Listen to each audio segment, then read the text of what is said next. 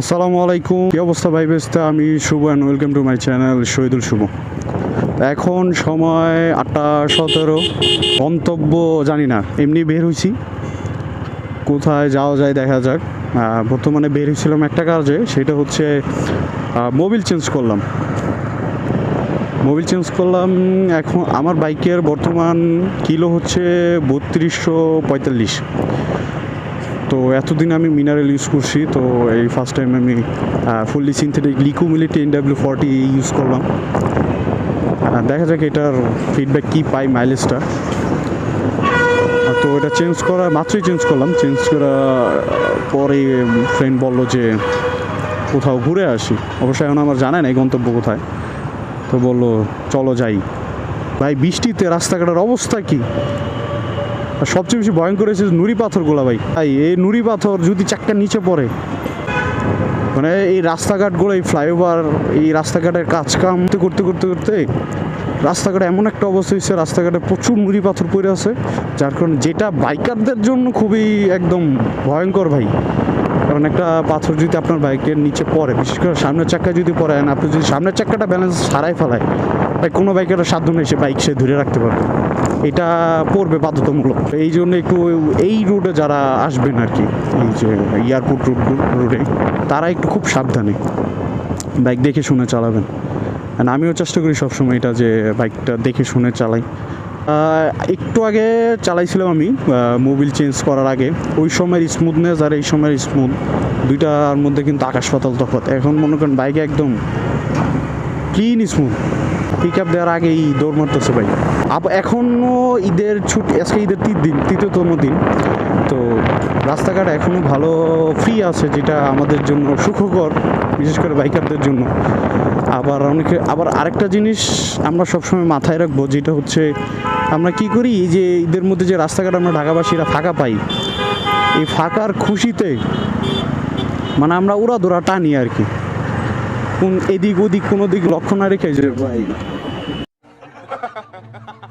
এটা কি যাই হোক, যে এরকম দৌড় দেই রাস্তা ফাঁকা দেখা, কিন্তু হুট করে একটা, আমি ওভার স্পিডে থাকি, যার কারণে এইটাও লক্ষ্য করি না যে একটা দৌড় দিয়েছে কেউ। তো দিন শেষ মানে সর্বশেষ পরিণতি কী হয়, সংঘর্ষ। তো এই জিনিসটা থেকে আমরা একটু সেফলি থাকবো সংঘর্ষ থেকে। আর রাস্তাঘাট ফাঁকা যত শয়তানে টানে তত, তো এই জিনিসটা দেখবো। মূলত বর্তমানে ঢাকা শহরে 3টে জিনিস দেখবো, যেটা হচ্ছে নুড়ি পাথর, তারপরে ওভার স্পিড ফাঁকা দেখে, আর রাস্তা পার হওয়ার সময় ডানে বামে খুব ভালো সতর্কতার সহিত দেখে পার হবো।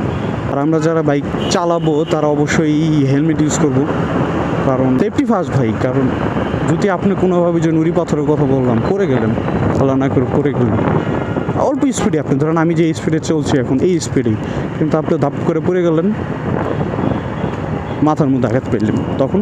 বাট আপনি যদি একটা হেলমেট থাকে, সেটা আপনাকে অন্তত একটু হলেও সেফটি দেবে, একটু না ভালোই সেফটি দেবে। তো এটা আপনারা কনফার্ম করবেন নাকি। যে একটা জিনিস যেটা লক্ষ্য করলাম ঢাকা শহরে, প্রাইভেট কার প্রচুর, মানুষজন ঢাকার রাস্তা ফাঁকা দেখে প্রাইভেট কার নিয়ে তারা নিজেরা বের হইতেছে।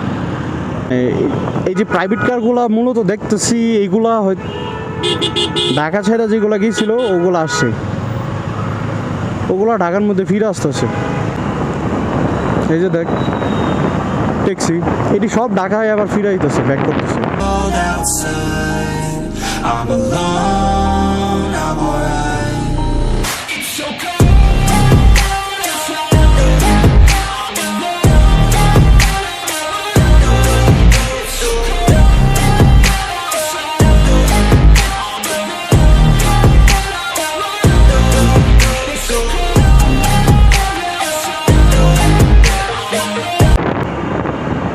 এই যে ঢাকায় মানুষ আস্তে আস্তে ফিরে আসতেছে, আর আমরা যে ব্যস্ত ঢাকা দেখতাম ঈদের আগে, সে ঢাকা আবার ব্যস্ত হয়ে পড়বে অবশ্য।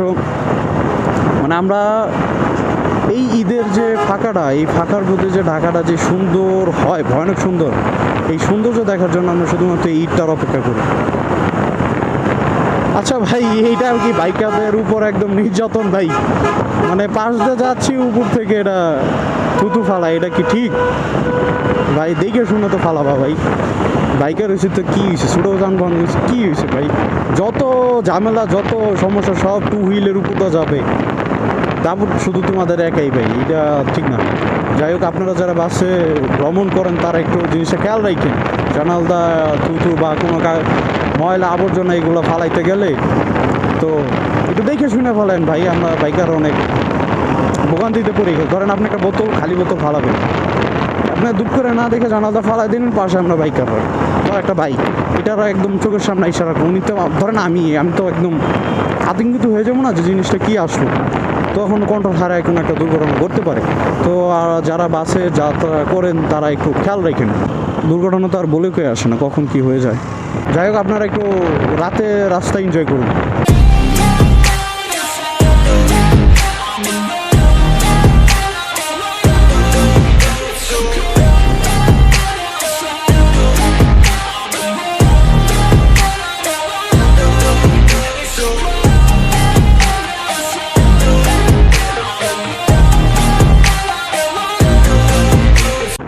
তো আমরা আমাদের কাঙ্ক্ষিত জায়গায় চলে আসছি, তো চলুন একটু হ্যাং আউট করে আবার ফিরে আসতেছি।